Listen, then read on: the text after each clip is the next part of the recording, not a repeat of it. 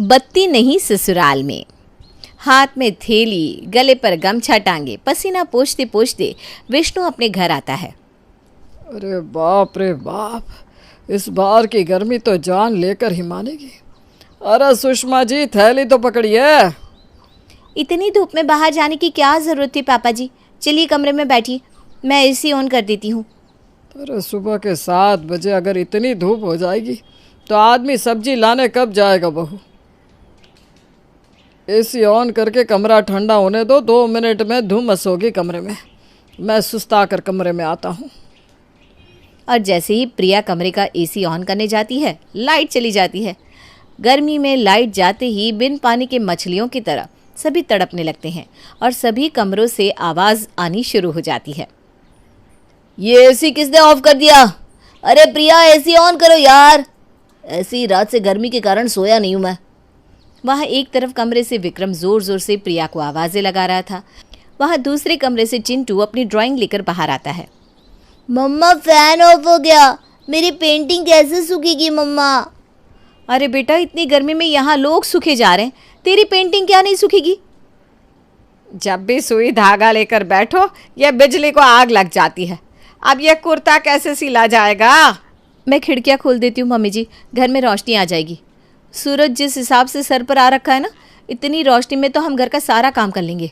सिर्फ रोशनी नहीं, लू भी आएगी। लू राजस्थान में कैसे रेत पर लोग चने सेक लेते हैं, ठीक उसी तरह भून जाएंगे हम। अरे कोई ज़रूरत नहीं है खिड़कियाँ खोलने की। प्रिया, एसी। अरे क्या तुम भी चिल्लाए जा रहे हो? मैंने बंद नहीं किया एसी, लाइट चली गई तो मैं क्या करूं? खंभे पर लटक जाऊं क्या? ये सुनकर अंगड़ाई लेता हुआ पसीने से लथपथ विक्रम अपने कमरे से बाहर आता है। कैसे सोए आदमी इतनी गर्मी में? रात भर तो बिजली नहीं थी, अभी 2 घंटे पहले आई है और फिर चली गई। मुझे तो ऐसे भी बहुत ज़्यादा गर्मी लगती है और ये बिजली विभाग वालों को संडे के दिन भी बिजली काटनी है। अरे फिक्र मत कर बेटा, इन्वर्टर तो है ना। इस बिजली के आने जाने के चक्कर में कहीं इन्वर्टर डाउन ना हो जाए, इसलिए मैंने बंद कर दिया था। जाकर ऑन कर देती हूँ। पूरे घर में बस एक पंखा और एक बत्ती जलाना, ज़्यादा फ़ैन ऑन करने से पता चला इन्वर्टर भी बैठ गया। और जैसे ही सुशीला इन्वर्टर ऑन करती है, हॉल में फ़ैन ऑन हो जाता है। आहा, ये एसी तो अब आया। पहले तो पसीने में भीगे शरीर को पंखा ही सुकून देता था। यस दादाजी। तो सब एक साथ बैठकर नाश्ता कर लेते हैं। सब अपने अपने कमरे में नाश्ता करेंगे तो फ़ैन ऑन करना पड़ेगा।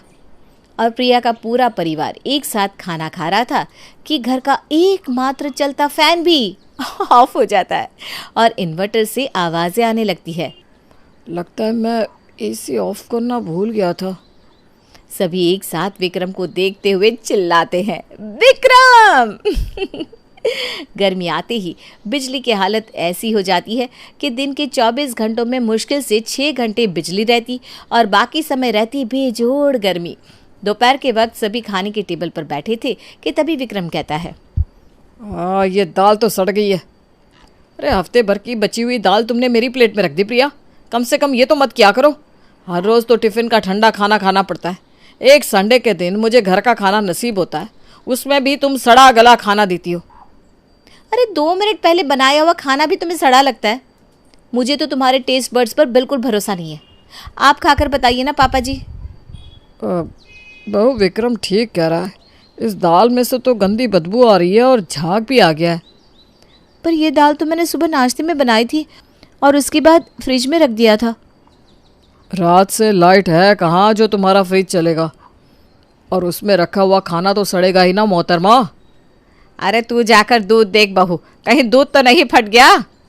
प्रिया फौरन किचन में जाती है और फ्रिज खोलकर देखती है कि फ्रिज में रखी सारी सब्जियां सड़ चुकी थी। बस यही दुख बाकी था, हर वक्त अलग अलग खाना बनाओ। इतनी गर्मी में किचन में रहना होगा, पर करना ही पड़ेगा क्योंकि घंटे भर से ज़्यादा इतनी गर्मी में बाहर सब्जी बचने वाली तो है नहीं। प्रिया का परिवार इस बिजली की समस्या से, इतनी तेज़ गर्मी से बुरी तरह परेशान हो चुका था और हमेशा की तरह रात के ठीक 2 बजे फिर से बिजली चली जाती है। इतनी गर्मी में अंदर सोना तो संभव नहीं। मैं जा रहा हूँ छत पर सोने। मैं भी चलता हूँ पापा। एक काम करते हैं, घर बंद कर देते हैं और हम सभी चलते हैं। प्रिया अपने पूरे परिवार के साथ छत पर जाने के लिए निकलती है तो वो देखती है कि पूरे बिल्डिंग की यही हालत है। सभी के सभी छत पर ही जा रहे हैं। अरे सुशीला, तू भी यहाँ? तेरे तो घर के सभी कमरों में एसी लगा हुआ है। बड़ी चौड़ी होकर घूमती थी तू, क्या हो गया अब? अरे सुशीला बहन, कैसी हो तुम? इस बार की गर्मी ने तो 10 सालों का रिकॉर्ड तोड़ दिया है। बाबा रे बाबा, परेशान हो गए हम तो। आप लोग तो आज छत पर आए हैं, हम सब तो पिछले 1 हफ्ते से यहीं सो रहे। पता नहीं अचानक बिजली को हुआ क्या है, टिकती ही नहीं। परेशान हुए नहीं है भाभी जी, माफ़ कीजिएगा। परेशान तो अब होंगे, क्योंकि अखबार में मैंने पढ़ा कि कल से गर्मी और बढ़ने वाली है। और इसी तरह बातचीत करते हुए सभी लोग एक साथ छत पर सो जाते हैं। अगली सुबह जैसे ही नल खोलते हैं कि बिजली चली जाती है और मच जाता है पूरे मोहल्ले में पानी का हाहाकार। अरे कोई है घर पर? अरे सुशीला, एक बाल्टी पानी मिलेगा क्या? अरे मैं तो यहाँ खुद बिना पानी के बैठी हुई हूँ शीतल। प्रिया बेचारी खुद पानी लेने के लिए विमला के घर गई है। खाना बनाने तक पानी नहीं है हमारे घर में। शीतल और सुशीला बात कर रहे थे कि तभी हाथ में पानी की बाल्टी लिए प्रिया आती है, जिसे देखते ही सब भागते हुए वहां आ जाते हैं। मुझे पता था प्रिया तुम पानी ला कर दोगी। जल्दी लाओ पानी, मैं नहा कर आता हूँ, मुझे ऑफिस भी निकलना है। अरे ये क्या बात हुई कि ऑफिस निकलना है? देख नहीं रहा मैं कब से यहाँ बहू की राह देख रही थी। मुझे पूजा करनी है भाई, पहले मैं नहाऊंगी। अरे मुझे कब से वॉशरूम जाना है और तुम लोग नहाने के पीछे लड़ाई कर रहे हो। पहले पेट साफ हो जाए, उसके बाद तो नहाना धोना होगा। ला बहू, मुझे दे दे पानी। कितनी मुश्किल से विमला आंटी के घर से 1 बाल्टी पानी लेकर आई हूँ खाना बनाने के लिए, और यहाँ आप लोग पहले ही नहाना धोना लेकर बैठ गए। अगर ये पानी मैं आप लोगों को दे दूंगी तो खाना कैसे बनेगा? पानी दिया कैसे उस विमला ने? हाँ, यहाँ किसी के घर में पानी नहीं है तो विमला के पास पानी कहाँ से आया? ये तो मुझे नहीं पता आंटी जी, सभी को 1-1 बाल्टी पानी तो दे रही थी। एक काम करो ना विक्रम, तुम सभी भी 1-1 बाल्टी पानी लेने आंटी के यहाँ चले जाओ, आंटी ज़रूर तुम्हें पानी देगी। और आधे घंटे के अंदर अंदर ये बात पूरे मोहल्ले में फैल जाती है। कोई पतीला, कोई बाल्टी, कोई टब तो कोई कटोरी लेकर विमला के घर के बाहर लाइन लगा लेता है। तू पीछे से आगे कैसे आया विनोद? मैं बता दे रहा हूँ, मैं मुक्का मार दूंगा। मेरे पति को छुएगा और मैं तुझे छोड़ दूंगी क्या? बड़ा आया मुक्का मारने वाला। अरे भाई शांत हो जाओ, सब शांत हो जाओ। वो देखो विमला कुछ कह रही है। एक तो आप लोगों ने अपने घर पर पानी बचा कर नहीं रखा, यहाँ मैं आप सबको पानी दे रही हूँ तो आप लोग लड़ाई कर रहे हैं। फ्री में पानी मिलना बंद। ये क्या विमला, क्या तुमने घर को आश्रम बना रखा है? इनको पानी देना ही है तो अपने नए फार्म हाउस पर बुला कर दो। घर पर ये लाइन लगवाने की ज़रूरत नहीं है। और आप सब भी कान खोल कर सुन लीजिए, ये फ्री की सर्विस अब बंद होती है। अगर पानी चाहिए तो पैसे लगेंगे। छोटी बाल्टी का 200, बड़ी बाल्टी का 300, खाना बनाने का पानी 350। जिसे भी पानी चाहिए मेरे फार्म हाउस पर कूपन कटवाने पहुंच जाना। और ब्रिजबहन सोसाइटी के लोग सुबह सुबह निकल पड़ते हैं विमला के फार्म हाउस की तरफ। मोहल्ले वालों, 5:30 बज गए, पानी लाने नहीं जाना क्या? शंभू की आवाज़ सुनकर सभी अपने घरों से निकलकर बाहर आते हैं। पर मैं कैसे जाऊंगी भाई साहब, मेरे हस्बैंड तो घर पर ही नहीं है। सेक्रेटरी किस नाम का हूँ मैं? मुझे पता था सभी को बड़ी दिक्कत होने वाली है फार्म हाउस आने जाने में। आधे लोगों को तो एड्रेस भी नहीं पता। पानी तो सभी को चाहिए ना भाई साहब, इसलिए मैंने एक बस करवा ली है, सब मिलकर पैसे दे देंगे। ये तो आपने बड़ा अच्छा किया अंकल, अब एक ही बस में सब बैठकर चले जाएंगे। और लाइन लगाकर सभी एक एक बस में चढ़ने लगते हैं। इस बस में ये डबल डेकर सुशीला आंटी चढ़ेगी तो कहीं बस पलट ना जाए। अरे शर्म कर ले, तेरी माँ भी कोई काम नहीं है, जा उसे भी हटा ले। हैं? बड़ा आया। अरे हो गया बाबा, वहाँ वो पानी देना बंद ना कर दे। सब बस पर चढ़ गए ना? ड्राइवर भैया चलिए बस निकालिए निकालिए। अरे रोको रोको, मैं रह गया हूँ। दोनों हाथों में एक एक बाल्टी लिए किसी तरह भागते हुए विक्रम बस पर चढ़ता है और बस पहुंच जाती है विमला के फार्म हाउस पर, जहां बस को आता देख मुस्कुराता हुआ सुशील निर्मला से कहता है, देख लिया निर्मला जी, ये वही लोग हैं ना जो अपने घरों पर लगी हुई एसी का घमंड आपको दिखाते थे। ला दिया ना सबको लाइन पर। ऐसी बिजली काटी है सभी की कि एसी, कूलर, फ्रिज, ओवन धरे के धरे रह गए। और बाहर निकलकर सुशील सभी को पानी का कूपन बांटना शुरू कर देता है।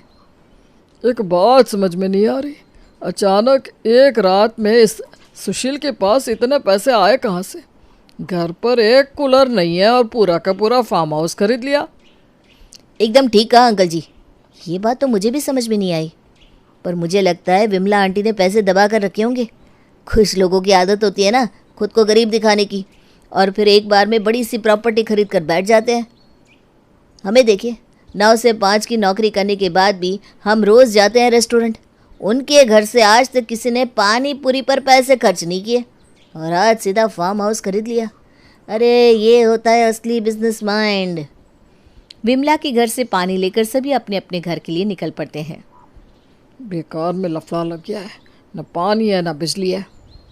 बिजली का तो पता नहीं पापा जी, पर जो पानी मिला है उतने में ही गुजारा करना पड़ेगा। उतने में ही नहाना, उतने में ही टॉयलेट भी जाना। और किसी को लूज मोशन हो तो वो क्या करेगा, है बता बहू। फिर वो तो उसकी किस्मत मम्मी जी। और हाँ, भूल के भी टॉयलेट का फ्लश कोई चालू मत कर देना भाई, वरना नल से जो 1-2 बूंद पानी आ रहा है वो भी बंद हो जाएगा। हाथ धोने भर भी पानी नहीं बचेगा। दोपहर में लाइट ना होने के कारण कोई न्यूज़पेपर लेकर तो कोई हैंड फैन लेकर खुद को हवा दे रहा था। तभी रसोई से प्रिया खाना बनाकर लाती है और सभी के सामने परोसती है। मम्मा मुझे ये सब नहीं खाना, आज तो आप पाव भाजी बनाने वाले थे ना। अरे बेटा, यहाँ पीने का पानी नहीं बचा है, खाने में कितना पानी बर्बाद करती। ऊपर से अगर कुछ बनाती भी तो एक्स्ट्रा बन जाता और उसे फ्रिज में रखना पड़ता। लाइट नहीं है ना बेटा, तो फ्रिज भी तो चालू नहीं हो रहा, तो मैंने सोचा फ्रूट्स ही काट कर ला दूँ। अब इससे तुम लोगों को पानी भी मिल जाएगा और खाने का खाना भी हो जाएगा। और मसाले के लिए मैंने काला नमक भी तो दिया है। चलो आराम से खाओ। हाँ बेटा। हे भगवान, अब लाइट दे दे वरना न जाने हमारा क्या होगा। किसी ने सही कहा था, जल ही जीवन है। और इसी तरह कुछ और दिन निकल जाते हैं और फिर आता है सभी के घर बिजली का बिल। बिल आया है। ये सुनते ही सुशीला बिल लेने दरवाजे पर जाती है। शर्म नहीं आ रही तुम्हें, बिल देकर जा रहे हो? अरे बिजली थी कहाँ जो उसका बिल बनेगा? हम बिजली देते नहीं, तब तो 15,000 का बिल आया आपका आंटी जी। अगर बिजली दी होती तो लगता है पूरे जिले की बिजली आपने अपने घर में ही खपत कर ली होती। क्या 15,000 का बिल? अरे इस महीने तो मेरा एसी ऑन भी नहीं हुआ, एसी क्या पंखा भी नहीं चला है। अरे 15,000 का बिल? मजाक समझा है क्या? शायद 150 रुपये का होगा, बाकी 0 मिस प्रिंट में आ गए होंगे। तभी भागती हुई शीतल वहां आती है। अरे कोई घर पर है क्या? अरे इतनी बड़ी मैं तुझे सामने दिख नहीं रही हूँ क्या?